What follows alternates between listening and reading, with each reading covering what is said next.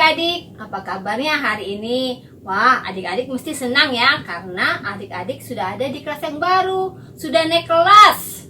Yuk, kita mau menyanyi memuji Tuhan, kita mau bangkit berdiri, kita menyanyikan dengan penuh semangat, ke rumah Tuhan ku datang.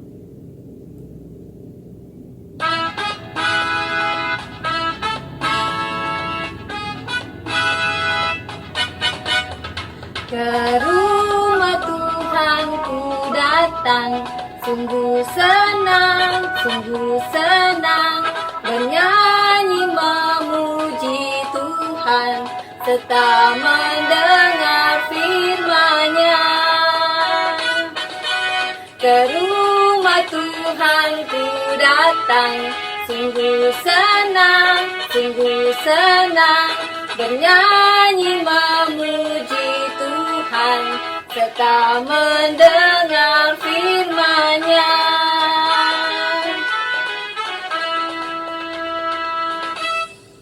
Sebelum kita memulai ibadah kita mau minta pimpinan Tuhan di dalam kebaktian kita. Kita mau lipat tangan, tutup mata, kita bersatu di dalam doa. Tuhan Yesus yang baik, kami sungguh bersyukur Tuhan jikalau pagi hari ini Tuhan masih berikan kami kesempatan untuk kami boleh beribadah. Tuhan, sebentar lagi kami mau mendengarkan firman Tuhan dan memuji nama-Mu. Biar Tuhan yang pimpin kami dari awal hingga akhir.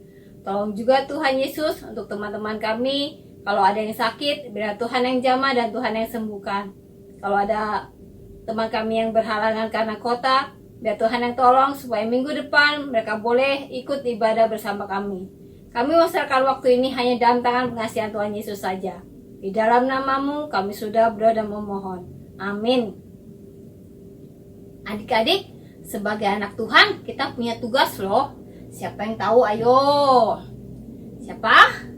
Apa? Betul sekali. Kita harus memberitakan firman Tuhan buat teman-teman yang ada di sekeliling kita. Kita menyanyikan lagu Bersaksi Terus Sampai Tuhan Datang.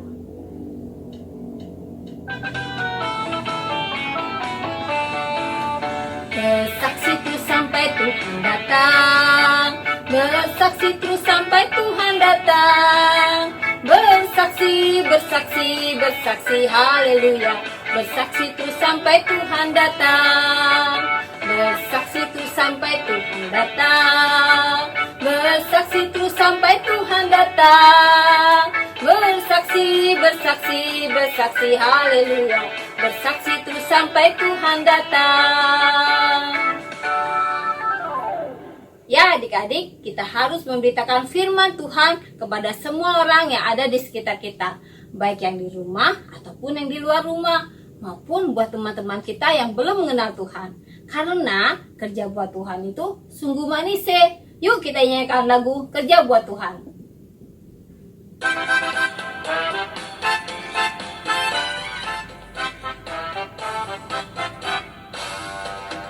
Kerja buat Tuhan selalu manis, biar tuku salib selalu manis.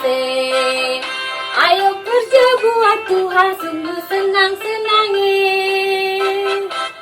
dipanggil Tuhan selalu manis. Serahkan diri ke ladang Tuhan saudara, serta Tuhan selalu manis. Sebentar lagi kita mau mendengarkan firman Tuhan. Kita mau nyanyikan lagu Ceritakan Padaku.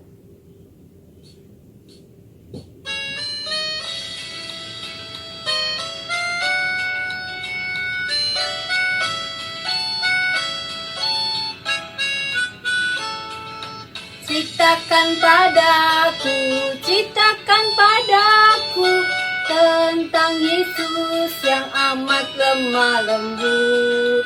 Kan ku dengar suaranya, dan ku turuti segala perintahnya.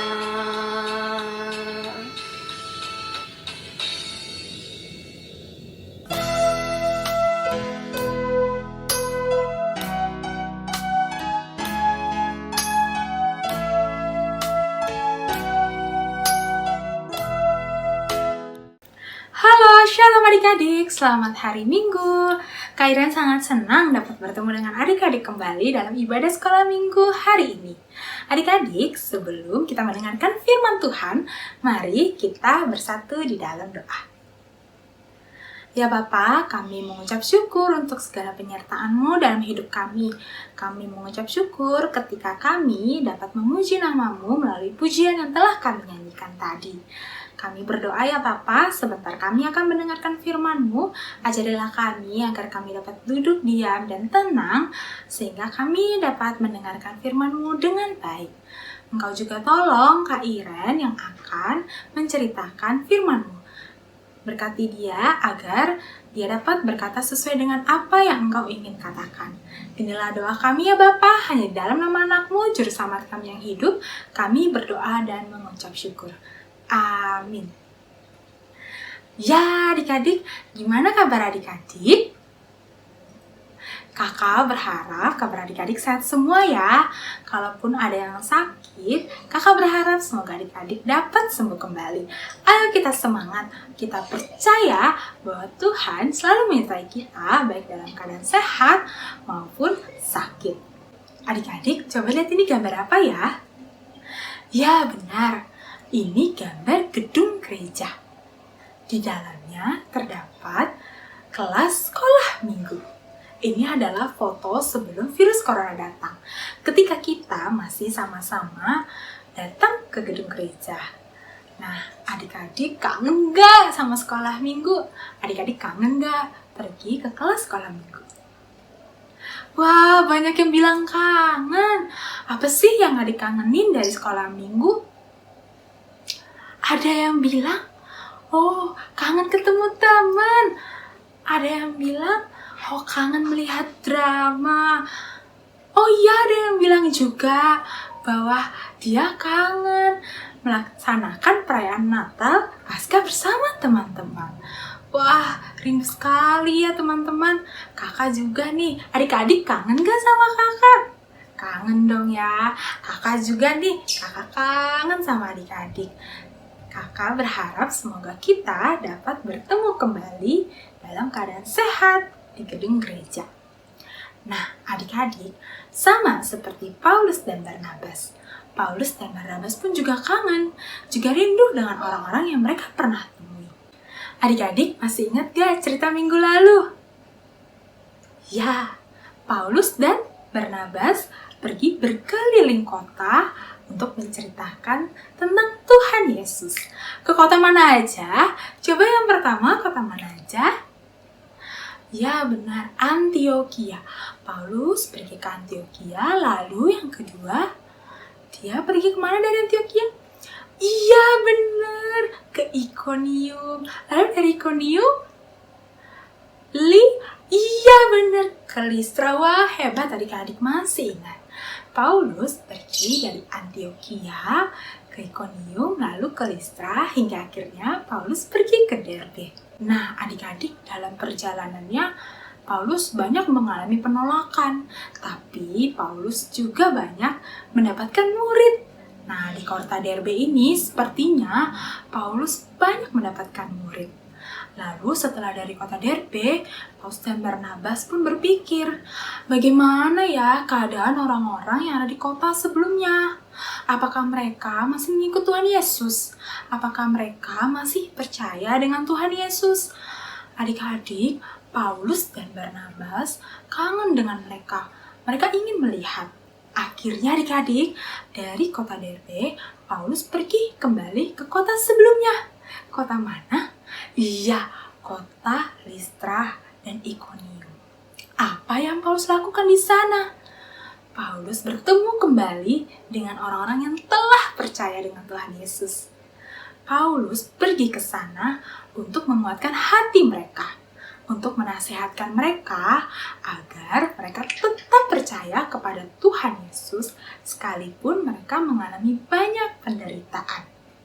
Selain itu adik-adik, Paulus dan Barnabas juga memilih para pemimpin di antara mereka. Sama seperti kita adik-adik, kalau di kelas ada ketua kelas kan? Nah begitu juga adik-adik, Paulus dan Barnabas memilih pemimpin dalam jemaat-jemaat di sana. Lalu adik-adik, setelah dari situ Paulus pergi ke kota di daerah Pamfilia dan Pisidia. Lalu Paulus dan Barnabas juga pergi memerintahkan firman Tuhan di kota Perga. Setelah dari Perga, Paulus pergi ke kota Atalia. Atalia adalah kota di dekat pantai. Di situ Paulus juga memberitakan tentang firman Tuhan. Nah, adik-adik, setelah dari Atalia, Paulus pun pergi kembali ke tempat di mana dia pertama kali melakukan pekerjaan pemberitaan firman Tuhan. Ayo, di kota mana pertama kali Paulus melakukan pemberitaan firman Tuhan? Depannya huruf A. Iya, benar, ada yang jawab Antioquia. Iya, Paulus pergi kembali ke Antioquia. Lalu Paulus tinggal agak lama di kota tersebut bersama orang-orang Kristen di sana. Nah, adik-adik, dalam perjalanan Paulus dan Barnabas berkeliling kota menceritakan firman Tuhan, terdapat banyak pengalaman suka maupun duka. Tapi adik-adik, mereka sangat senang. Mereka berani dan senang bercerita tentang Tuhan Yesus sekalipun banyak keadaan yang membahayakan diri mereka. Mereka percaya bahwa Tuhan selalu menyertai mereka senantiasa. Nah, adik-adik, bagaimana dengan kita ya? Maukah kita dalam kehidupan sehari-hari menceritakan tentang firman Tuhan? Adik-adik, menceritakan firman Tuhan tidak hanya dalam bentuk khotbah, tapi bisa melalui perbuatan sehari-hari yang sangat sederhana. Berbagi, membantu sesama, sehingga orang-orang di sekitar kita bisa melihat perbuatan Tuhan Yesus dalam diri kita. Mari adik-adik kita contoh Paulus dan Barnabas yang tetap setia menceritakan Tuhan Yesus sampai akhir. Adik-adik, sekarang saatnya kita ayat hafalan. Ayat hafalan hari ini diambil dari Mazmur 9 ayat 2b. Adik-adik ikuti gerakan kakak ya. Mazmur 9 ayat 2b. Aku mau menceritakan segala perbuatanmu yang ajaib. Sekali lagi ya adik-adik, dengan gerakan yang telah kakak contohkan. Mazmur 9 ayat 2b. Aku mau menceritakan segala perbuatanmu yang ajaib. Ya, adik-adik, bagus sekali. Adik-adik, kiranya ayat hafalan ini dapat menjadi pedoman dalam hidup kita menceritakan firman Tuhan. Adik-adik, sekarang saatnya kita memberikan persembahan sebagai rasa syukur kita atas penyertaan Tuhan dalam hidup kita. Adik-adik dapat memberikan persembahan melalui kotak persembahan yang telah disediakan. Lalu adik-adik dapat memberikannya kepada gereja ketika nanti kita sudah sama-sama bisa sekolah minggu lagi di gedung gereja. Atau adik-adik dapat meminta tolong bantuan papa dan mama untuk mentransfer persembahan ke nomor rekening yang ada di bawah ini. Sudah? Bagus sekali. Adik-adik, ibadah kita telah selesai, tapi sebelumnya mari kita bersatu di dalam doa untuk persembahan dan firman Tuhan hari ini. Mari kita berdoa. Ya Bapa, terima kasih Bapa untuk firman-Mu pada hari ini. Saat ini ya Bapa, kami telah mendengar bahwa Paulus dan Barnabas setia ya Bapa dalam menceritakan firman-Mu sekalipun mereka mengalami penderitaan. Ajarilah kami ya Bapa agar kami dapat menjadi anak-Mu yang berani dan senang menceritakan tentang Engkau kepada orang di sekeliling kami.